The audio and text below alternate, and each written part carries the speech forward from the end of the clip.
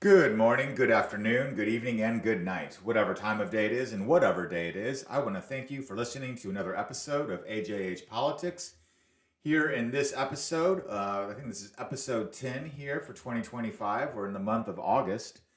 And I'm going to talk about the local elections going on here in Topeka, Kansas. Um, you probably don't care too much about Topeka, Kansas and its local politics if you don't live here, and that's fine. But I'm still going to share it with ideas that it's still kind of, applicable maybe to other opinions out there. What's happening right now in the mayoral race is we've got six candidates, and I think for the general election in November 4th or November 5th or whatever, in November, they can only put four on there. So they're kind of having a preliminary election where they do this elimination round. And that's actually coming up here like August 4th. I'm sorry, August 5th would be the Tuesday. And so they're doing that for the mayor's race as well as district number one. I do not live in district number one, so I won't be able to vote on that. The point of the story is I sent out a question to them. We're going to take a look at their answers to that. So just so you can see the names, I'll just say them here in the order as they appear on Ballotpedia. You got James Bolden Jr., Spencer Duncan, Chad Fay, Gabriel Kilman, Henry McClure, and Ed Patton. And I really want to try to be as non-influential with this. This is really trying to be a very neutral person about this. So what do I know about them? James Bolden, he said some things about helping people, underprivileged people and stuff like that. I'm really not into demographics in politics. I think we should treat people equally. I guess I just went to his website and it says his three main areas of concern or platforms focuses on economic development, public safety, and government transparency. As far as Spencer Duncan is concerned, he is currently representing District 8, and I personally know him. I've had several more or less good interactions with him.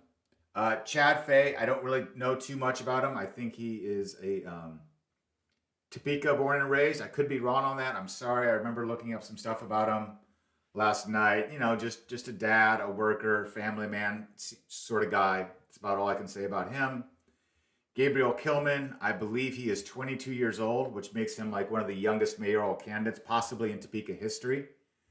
Henry McClure, I know that his name and posters are plastered up at the Shawnee County Republican Party's headquarters. Even though this is a nonpartisan race, they've got his posters up all over the place.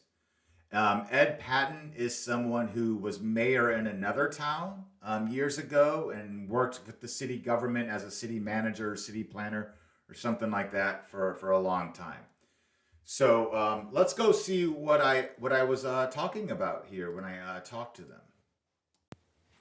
Okay, so there's the question: why should a libertarian vote for you?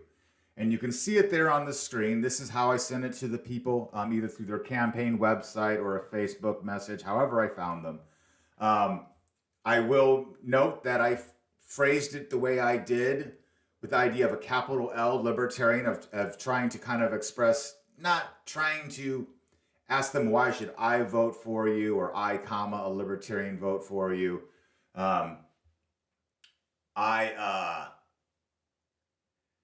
I didn't want to front load the question either by saying hi, yada yada yada yada, and blah blah blah blah blah, and go on and on like as I'm doing right now.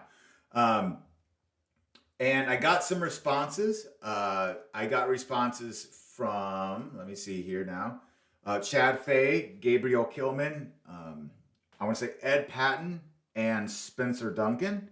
I did not hear anything from James Bolden Jr. Nor Henry McClure.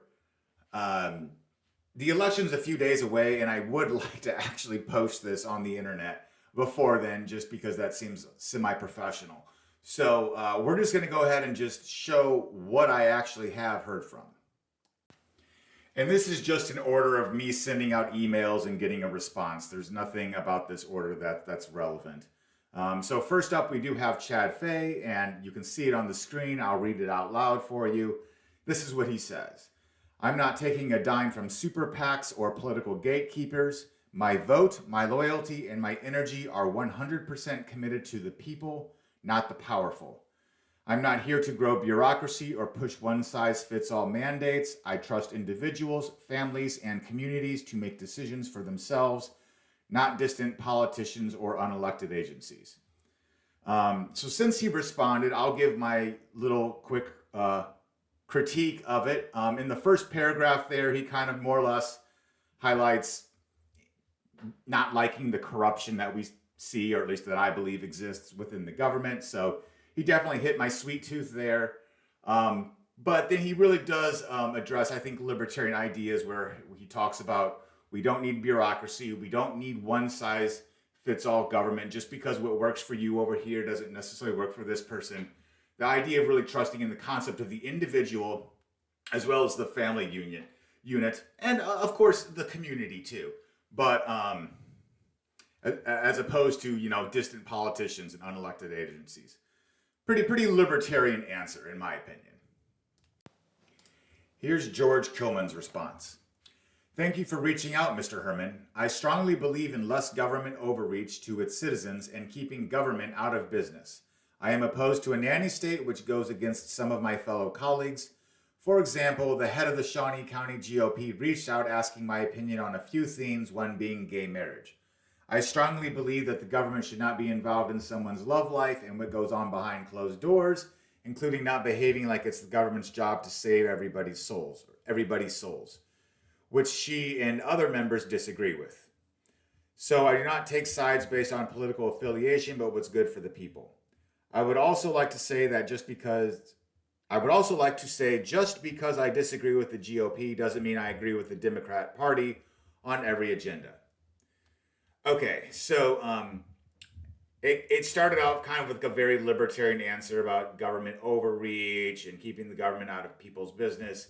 It then went into a very specific thing about gay marriage, which, if you don't know about me, I have openly stated that religiously I do not believe in gay marriage, but I also don't believe that government controls marriage. I've stated this idea that it'd be like the government, certifying your baptism. Like, I don't know what that means.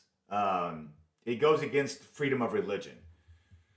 That being said, it's something of an interesting topic to specifically bring up as far as what a mayor is going to be doing. I just don't see how that really involves the mayor's race. It seems like the GOP leader, which I know, and I'll just say this doesn't surprise me, you kind of gave him a gotcha question there.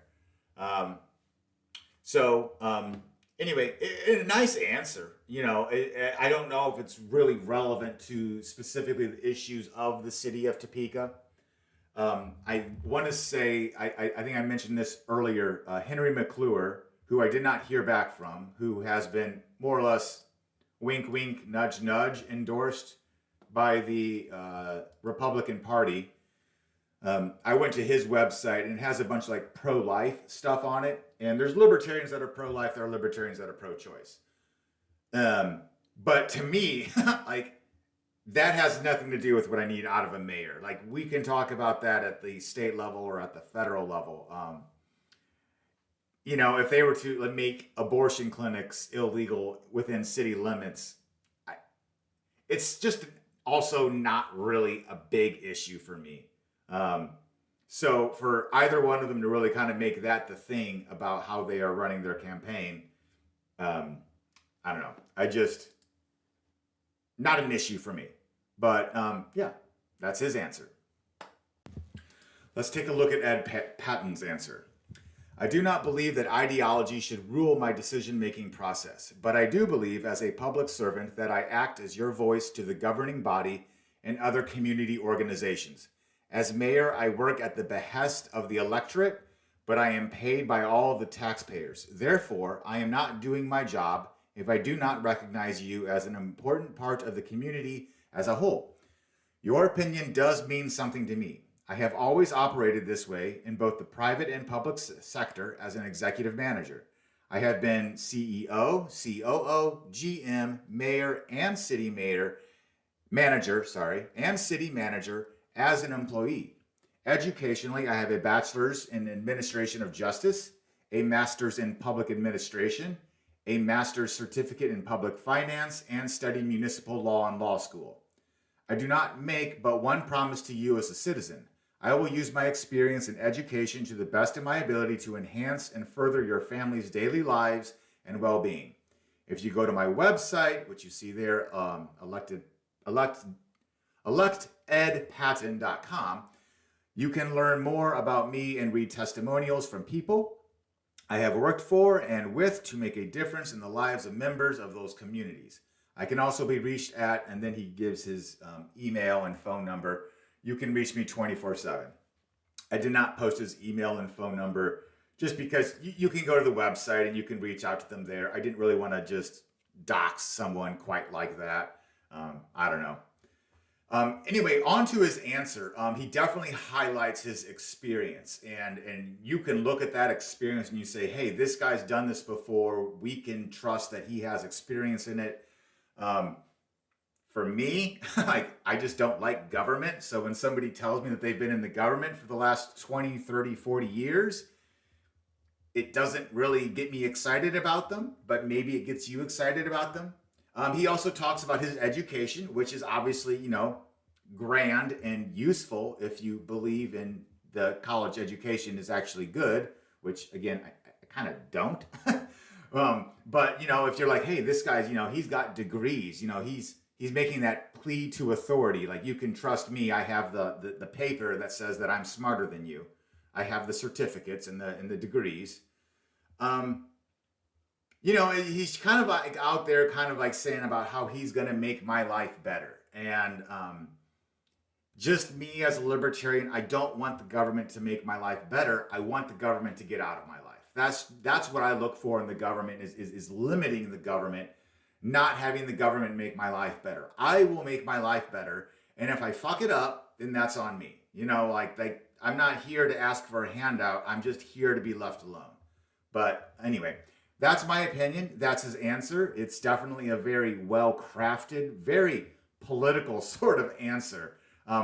You can kind of, in my opinion, tell the difference in how that answer was compared to George Kilman's answer, a younger politician who's still kind of getting his feet wet in how to respond to things.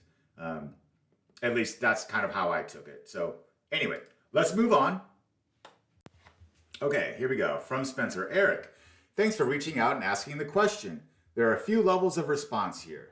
First, the more global reasons. Nonpartisan problem solving is essential. I'm not against the political parties or those who belong to them. My issues arise with bureaucracy within the parties that slow down progress on issues. I have never asked anyone what their political affiliation is when they call with a problem. I'm only interested in solving the problem. Many independents share the concept with libertarians that we need to focus less on political systems and more on the rights and freedoms of citizens and addressing issues from a practical, not political approach. Second, more specific is my approach to governance that may be in line with the libertarian. I believe in limited government and less overreach with a focus on individual freedoms. I have been a strong advocate of lower taxes, smaller budgets, and responsible spending. I propose mill levy decreases every year, voted to stay revenue neutral, proposed budget reductions, and created a program to help low-income seniors and disabled veterans with their property taxes. Also, I have opposed any effort to increase sales taxes. I support property rights. During my time on the council, have introduced the repeal of some regulations relating to permitting and other uses. I have a strong belief in personal liberties and civil rights. Beyond my staunch support of First Amendment rights, I value personal privacy. For instance, I have concerns with more cameras in the city, and I support a host of personal liberties. For example, I used to lobby for the legalization of medical marijuana. I have a strong record of transparency, which is critical to make citizens know what is going on, have input in the process, and emphasize the importance of no corruption in government. There are some reasons I think a libertarian can support an independent candidate, and more specifically, me as a candidate. Hope I have answered the question, but if not, don't hesitate to let me know. Okay, so there's a lot there, and there goes the dog and the doorbell. All right, let's pause. Okay, we're back, and now my neighbor's mowing their yard. But anyway, so there's a lot there about less government, lower taxes, personal freedoms, all that sort of stuff.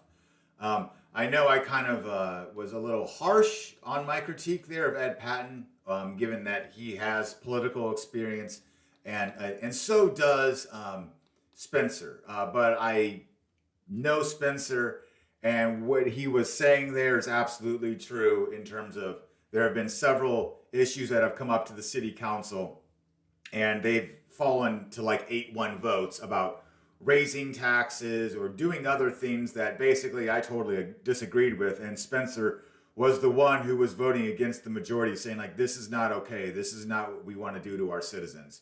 So yeah, that was Spencer Duncan's answer. All right, so I think we're going to go ahead and close out this video here. Thank you for listening. I try to do my best to offer just honest critiques, try not to be too judgmental or really lean too hard into people, try to give them positive and negative things to say. But of course, there were some answers that I obviously was like, I like, and other answers where I didn't necessarily like as much. But that doesn't mean that I'm right or that I'm even giving you a libertarian answer. Those are just my opinions. Let me know what your opinions are down in the comments, or maybe what are you looking for in some of your local elections. All right, until next time, bye.